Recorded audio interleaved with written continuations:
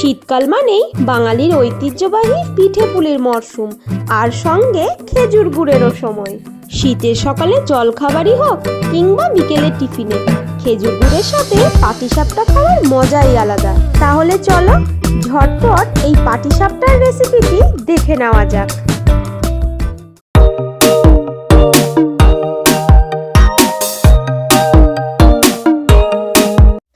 পাটিসাপটা পিঠে বানানোর জন্য প্রথমেই পুরটাকে আগে করে নিচ্ছি। তো এই পুর বানানোর জন্য একটা কড়াই বসিয়ে দিলাম, নিয়ে নিচ্ছি হাফ লিটার লিকুইড দুধ। দুধটাকে প্রথমে ফুটিয়ে ফুটিয়ে একটু গাঢ় করে নিতে হবে। আমি হাই ফ্লেমে প্রায় 15 মিনিট ধরে দুধটাকে ফুটিয়ে একটু গাঢ় করে নিয়েছি। এখানে 200 গ্রাম খোয়া ক্ষীর নিয়েছি। তো এই খোয়া ক্ষীরটাকে হাতে করে এভাবে একটু ভেঙে ভেঙে দুধের মধ্যে ফেলে দিতে হবে। একটু ভেঙে না দিলে দুধের সাথে খোয়াটা মিশতে একটু সময় লেগে যাবে। এখানে 1/3 কাপ চিনি নিয়েছি। চিনিটা প্রথমেই পুরোটা দিয়ে দেব না, অল্প অল্প করে দিয়ে প্রয়োজন অনুযায়ী চিনিটা আমি ব্যবহার করব। এবার সমস্ত উপকরণগুলো দুধের সাথে ভালোভাবে মিশিয়ে নিতে হবে। দুধের মধ্যে খোয়াগুলোকে খুন্তিতে করে একটু ভেঙে নিলে ভালো হয়। দেখো খোয়াটা ভালোভাবে দুধের মধ্যে মিশে গেছে আর দুধটাও অনেকটা ঘন হয়ে গেছে। এখন এর মধ্যে নিয়ে নিচ্ছি একটা গোটা নারকেল কোড়া। এখানে আমি একটু খেজুরের গুড় নিয়েছি। এই খেজুরের গুড়টা এবার এই মধ্যে দিয়ে দেব। খেজুরের গুড় দিলে এর টেস্টটাও বেশ ভালো হয়। পুরোটা গুড় এখানে আমি দিলাম না, আবার প্রয়োজন হলে বাকিটা একটু পরে দিয়ে দেব। ফ্লেমটাকে মিডিয়ামে রেখে এই সমস্ত উপকরণগুলো ভালোভাবে নাড়িয়ে যেতে হবে। দেখো পুরটা একদম ঘন হয়ে গেছে। এবার গ্যাসের ফ্লেমটাকে আমি বন্ধ করে এটাকে ঠান্ডা হওয়ার জন্য রেখে দেব। এখন পিঠে তৈরির জন্য চালগুলো ভিজিয়ে নিই চলো। পিঠেটা আমি কাল সকালে বানাবো, সেজন্য পুরটা আগে থেকেই রেডি করে রেখে দিলাম। এখানে আমি 1 কাপ চাল নিয়ে নিয়েছি। চালটা আমরা যে চালের ভাত খাই সেই চাল নিয়েছি। হাফ কাপ গোবিন্দভোগ চাল নিলাম, আর সামান্য একটু ধোয়া কলাইয়ের ডাল দিলাম। চাল ভেজানোর সময় সামান্য একটু ধোয়া কলাইয়ের ডাল দিলে পিঠেগুলো তাওয়া থেকে খুব সুন্দরভাবে উঠে আসে। এখন এই চাল আর ডাল খুব ভালোভাবে চটকে চটকে ধুয়ে এর মধ্যে জল দিয়ে ভিজতে দিয়ে দেব। পরের দিন একদম সকালবেলাতেই পিঠেগুলো আগে বানিয়ে নেব। চাল আর ডাল খুব ভালোভাবে দেখো ভিজে গেছে।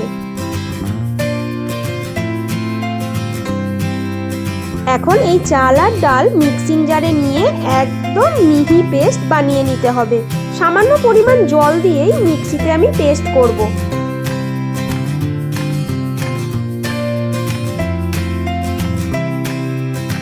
দেখো এগুলো সব পেস্ট বানানো হয়ে গেছে।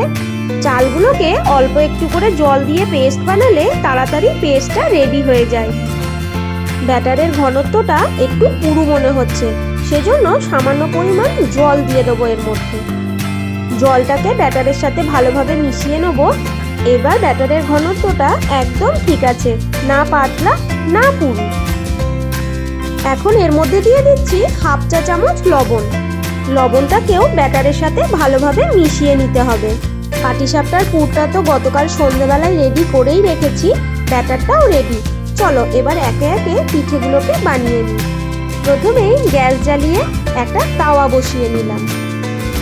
এবার এই তাওয়াটা একটু গরম হয়ে গেলে এর মধ্যে সামান্য একটু সর্ষের তেল ব্রাশ করে নেব।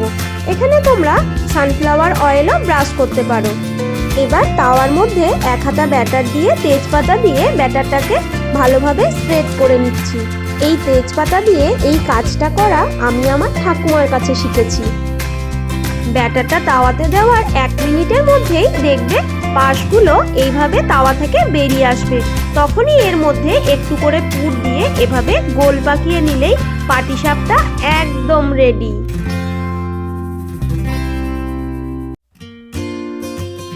দেখো একটা পাটিসাপটা একদম রেডি হয়ে গেছে। এই একইভাবে বাকি পাটিসাপটাগুলোও রেডি করে নিই চলো। আর হ্যাঁ, একটা পিঠে হয়ে যাওয়ার পর গ্যাসের ফ্লেমটাকে হাইয়ে রেখে আবারও 1 হাতা ব্যাটার দিয়ে স্প্রেড করে নিতে হবে। ব্যাটারটা স্প্রেড করার পর গ্যাসের ফ্লেমটাকে একদম লোতে করে 1 মিনিট মতো রেখে দিতে হবে। তারপরেই পুর দিয়ে ঘুরিয়ে দিলেই পাটিসাপটা তৈরি হয়ে যায়। পিঠের ব্যাটারটা দেওয়ার সঙ্গে সঙ্গেই যদি ছ্যাঁক করে আওয়াজ ওঠে তবেই বুঝবে তাওয়াটা ঠিকঠাক গরম হয়েছিল। আর এটা মোটেও আমার কথা নয়, এটা আমার ঠাকুমার কাছ থেকেই আমি শিখেছি। তোমাদের সাথে কথা বলতে বলতে দুটো পিঠে আমার তৈরি হয়ে গেল। এই দেখো, এটা আমার ঠাকুমা। ঠাকুমাকে বললাম চলো এবার তুমি পিঠেগুলো তৈরি করো।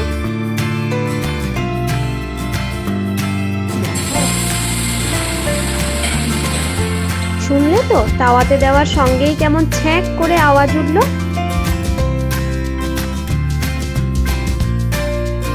আর ঠাকুমা পিঠে করার সময়ে 1 মিনিট মতো এইভাবে ঢাকা দিয়ে রাখে, তাহলেই বলছে পিঠেটা ভেতর ভেতর ভালোভাবে সেদ্ধ হবে।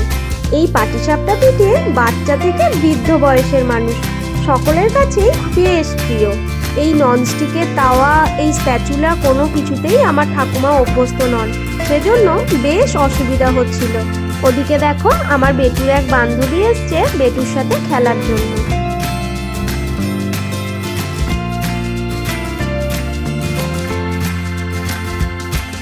ঠাকুমার এখানে পিঠে করতে বেশ অসুবিধা হচ্ছে, সেজন্য ঠাকুমা বলছে তুইই কর।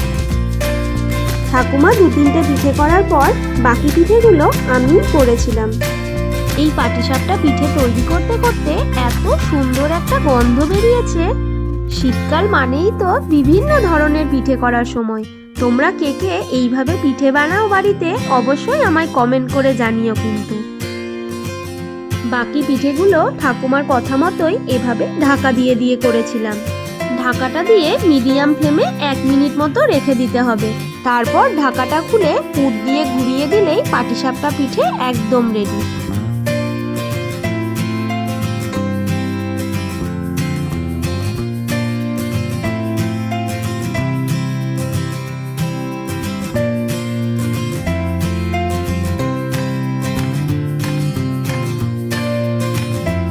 এই দেখো আমার ছেলে আর ছেলের বান্ধবী চলে এসছে পিঠে খাওয়ার জন্য।